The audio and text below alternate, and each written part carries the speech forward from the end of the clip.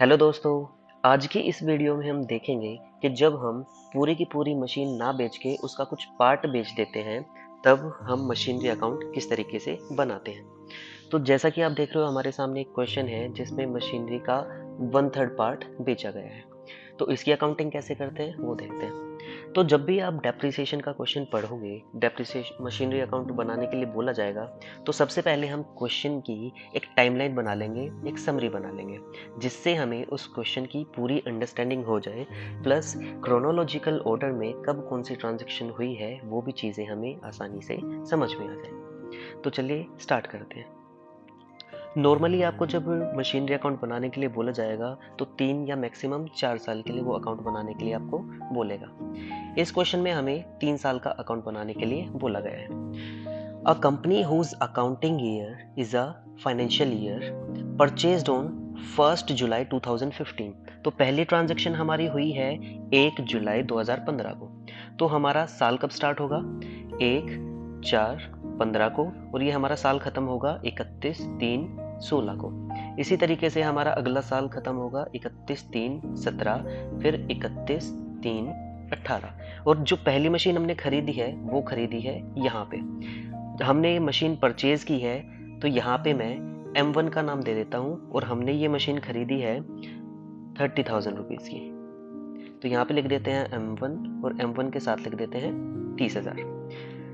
It purchased for the machine on 1 Jan 2016 costing 20,000। तो हमने एक और मशीन खरीदी है 1 जनवरी 2016।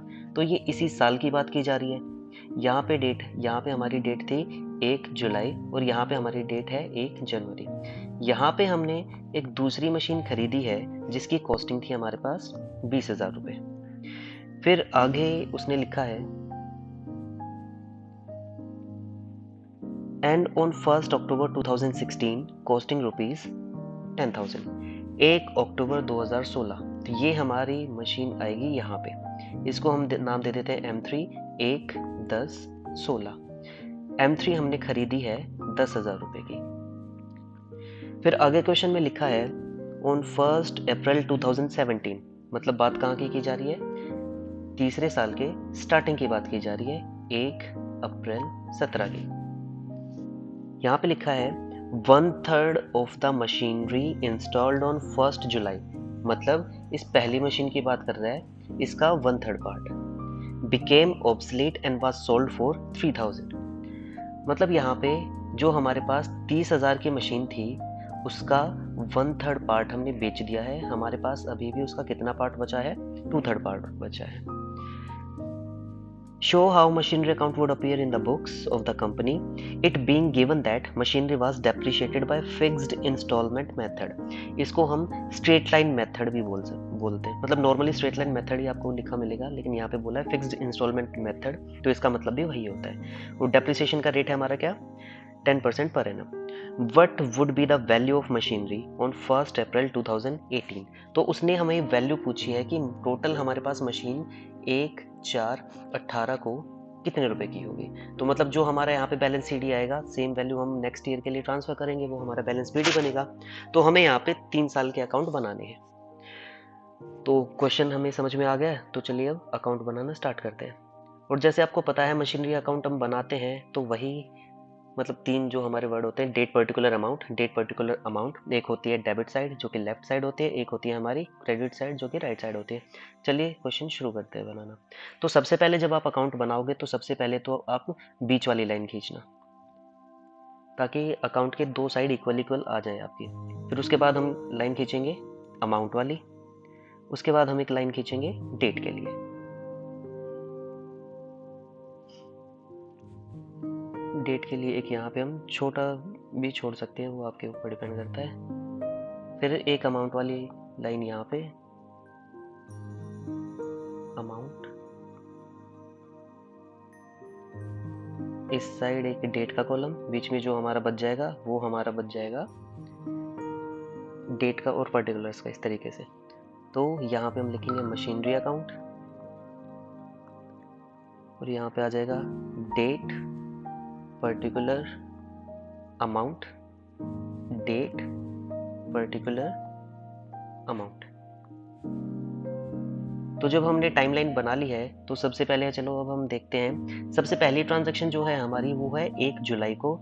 तो हम यहाँ पे लिखेंगे जर्नल एंट्रीज की बनती है machinery account debit to bank account. Machinery हमारा हो रहा है डेबिट, तो हम डेबिट साइड लिखेंगे यहाँ पे 1 जुलाई 2015 और यहाँ पे हम लिखेंगे टू बैंक अकाउंट।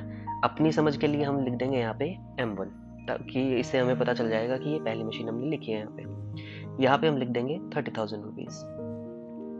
उसके बाद जब हम आगे बढ़ेंगे तो यहाँ से यहाँ तक हमारी पहली ट्रांजैक्शन।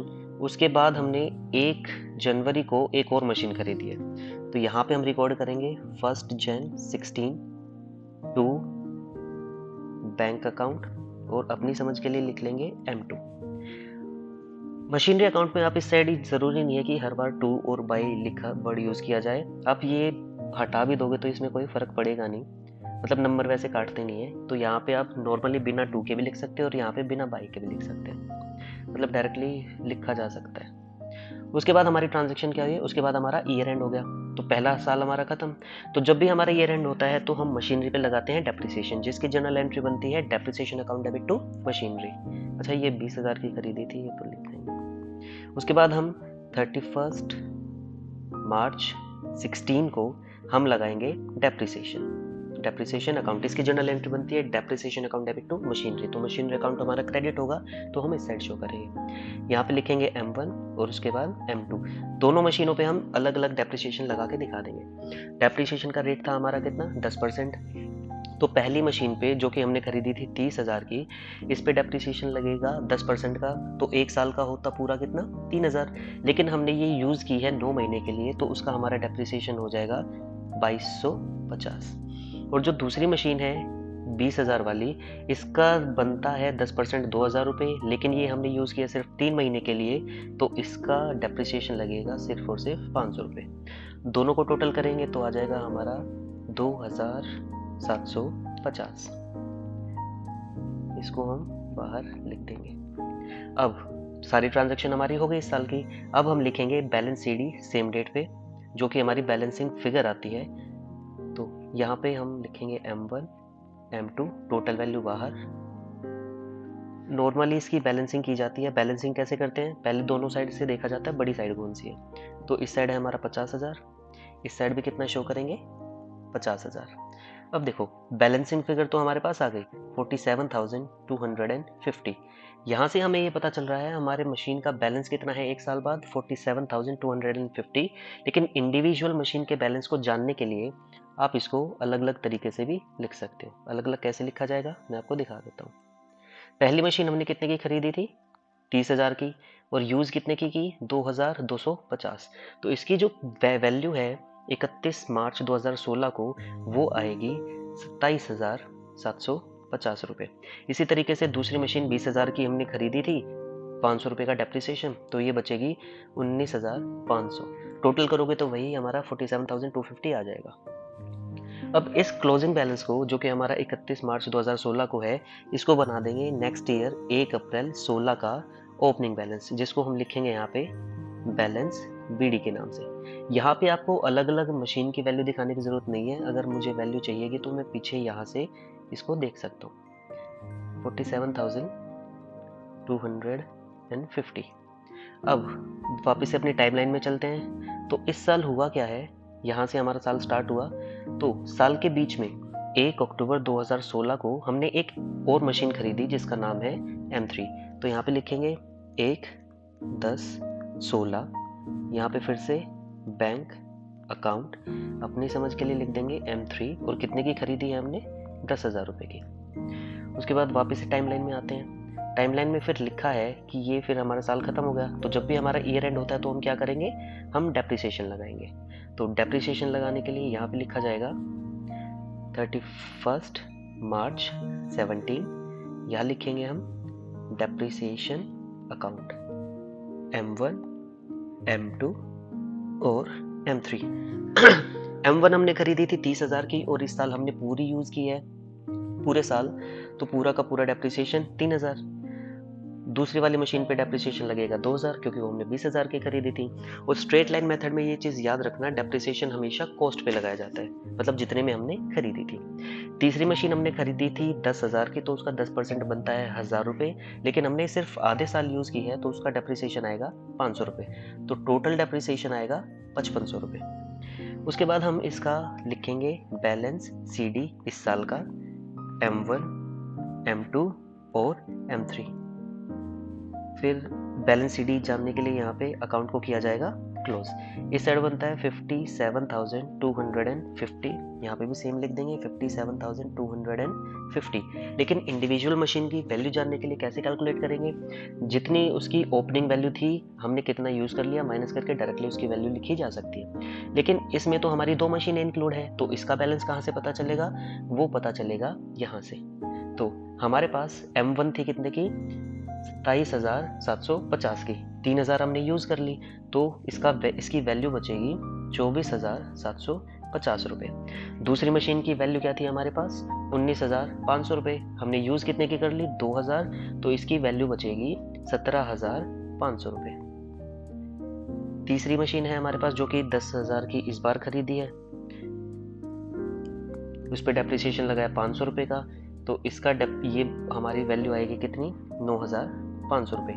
अब आपके पास 2 ऑप्शन है, या तो तीनों को टोटल कर दो या फिर 57,250 में से जो कि हमारा टोटल है उसमें से माइनस कर दो 5,500 रुपीज़, तो ये आएगा हमारा 51,750। अब ये जो क्लोजिंग बैलेंस है 31 मार्च 2017 का, इसको हम नेक्स्ट ईयर ट्रांसफ़र कर देंगे। एक बात और, जो हमारी ये डेट ऊपर होती है इसके नीचे जो भी ट्रांजैक्शन आती है वो मान लिया जाता है कि सेम डेट पे हुई है। तो यहाँ पे आप चाहो तो 31 मार्च 17 लिख भी सकते हो, और ना भी लिखोगे तो ये अज्यूम कर लिया जाता है कि जो ट्रांजैक्शन की डेट ऊपर है सेम डेट में नीचे वाली ट्रांजैक्शन भी हुई है। अब इस बैलेंस को हम ट्रांसफ़र कर देंगे नेक्स्ट ईयर के लिए, जो कि हमारा है 1/4/17। यहाँ पे हम लिखेंगे बैलेंस BD, और यहाँ पे टोटल वैल्यू लिखी जा सकती है 51,750। इसमें हमारी 3 मशीनें इंक्लूड हैं जिसका इंडिविजुअल वैल्यू आप यहाँ से देख सकते हो। फिर नेक्स्ट ईयर क्या होता है, नेक्स्ट ईयर जैसे ही हमारा साल स्टार्ट हुआ, हमने पहली मशीन जो कि हमने 30,000 की खरीदी थी उसका 1/3 पार्ट और 2/3 मतलब 1/3 पार्ट हमने बेच दिया, हमारे पास अभी बच कितना गया, 2/3 पार्ट। तो चलिए इसकी बेचने की कैलकुलेशन कैसे की जाती है वो समझते हैं। तो यहाँ पे हमें बनाना पड़ेगा एक वर्किंग नोट। वर्किंग नोट किस तरीके से बनेगा, देखिए वर्किंग नोट, और इसमें हम लिखेंगे कैलकुलेशन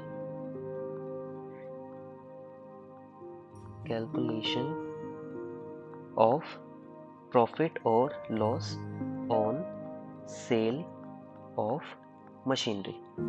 तो ये मशीन जो है हमने खरीदी थी 30,000 रुपये की।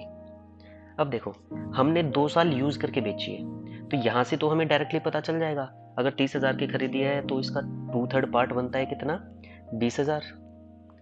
2/3 कितना बनता है, 20,000, और इसका 1/3 कितना बनता है, 10,000।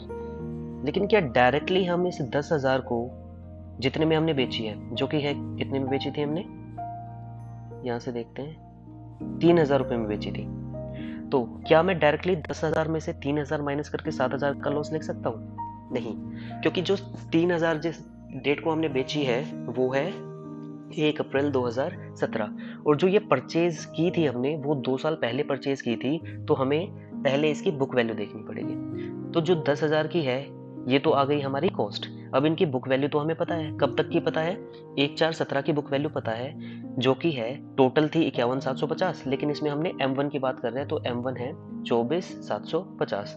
तो यहाँ पे हम ले लेंगे 24750, इसका करेंगे 2/3 और 1/3। 2/3 इसका बनेगा 16,500 और ये बनेगा 8,250। तो अब इस वैल्यू से हम डायरेक्टली कंपेयर कर सकते हैं, क्योंकि ये बुक वैल्यू और सेलिंग प्राइस दोनों सेम डेट का हमारे पास आ गया। तो हमारे पास 8,250 की मशीन की बुक वैल्यू है, हमने बेच कितने में दी, 3,000 में, तो हमें प्रॉफिट होगा या लॉस होगा, हमें होगा लॉस 5,250 का। तो 1/3 तो हमारे पास से चली गई, हमारे पास कितना अवेलेबल है, 2/3, तो ये है हमारा 16,500। तो इसको दिखाएंगे कैसे, इस पे ध्यान देते हैं। तो यहाँ पे हम लिखेंगे 1/4/17। अगर मैं देखो यहाँ पे हमने ओपनिंग डेट पे ही असेट को बेच दिया है। अगर ये हमने कुछ यूज़ की होती तो पहले उतने दिन का इस पे और डेप्रिसिएशन लगाया जाता, लेकिन यहाँ पे हम डायरेक्ट लिख देंगे जितने में हमने बेची है।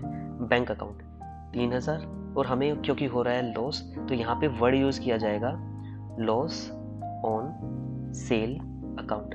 चाहो तो आप यहाँ पे डायरेक्ट P&L वर्ड भी यूज़ कर सकते हो, लेकिन ये वाली चीज़ ज़्यादा सही होती है। 5250। तो ये था हमारा 1/3 पार्ट जो कि हमने बेचा है। तो अगर पूरा बेच देते तो पूरा 24,750 में से माइनस कर देते, लेकिन इसमें से भी अभी 2/3 पार्ट हमारे पास अवेलेबल है जिसकी वैल्यू है 16,500 की। तो चलिए आगे देखते हैं। तो मशीन तो हमने बेच दी, इस साल और कोई भी ट्रांजेक्शन नहीं हुए, हमारा हो गया साल खत्म। तो साल ईयर एंड पे हम क्या लगाएंगे, डेप्रिसिएशन, जो कि था हमारा 10% के रेट से। तो हमारे पास कितनी मशीनें अवेलेबल है अभी, 3 की 3 ही अवेलेबल है। बस ध्यान आपको ये रखना है, जो पहली मशीन थी हमारे पास उसका अब हमारे पास सिर्फ 2/3 पार्ट ही अवेलेबल है। तो 31 मार्च 18 को हम लगाएंगे डेप्रिसिएशन। तो डेप्रिसिएशन जो लगेगा वो तीनों पे लगेगा, M1, M2 और M3 पे। तो M1 अगर मैं ना बेचता तो पूरा उसकी कॉस्ट जो है 30,000 उस पे लग जाता डेप्रिसिएशन, लेकिन इतना पार्ट मैं बेच चुका हूँ। तो अब जो हमारे पास अवेलेबल है मशीनरी M1 वो कितने की अवेलेबल है, 20,000 की, मतलब ये कॉस्ट है उसकी। तो डेप्रिसिएशन इस 20,000 का लगेगा 2,000 रुपये। सेम M2 20,000 की खरीदी थी, इस पे 2 का, इस पे लगेगा 1,000, तो टोटल डेप्रिसिएशन 5,000। अब हम करेंगे, मतलब इसको बैलेंस करेंगे, तो यहाँ पे लिखेंगे balance CD M1, M2, M3, और इस अकाउंट को हम कर देंगे क्लोज, और यहाँ पे भी हम अकाउंट को करेंगे क्लोज। तो इस साइड का टोटल आ रहा है 51,750, तो यहाँ पे हम लिखेंगे 51,750। यहाँ पे लिखा जाएगा सेम वही 51,750। अब या तो आप चाहो तो इसको डायरेक्टली यहाँ पे 13,250 भी माइनस कर सकते हो, और अब हम यहाँ पे लिखेंगे इंडिविजुअल वैल्यू भी। तो देखो M1 की अगर मैं बात करूँ तो M1 की जो यहाँ पे बुक वैल्यू है वो थी हमारे पास 16,500।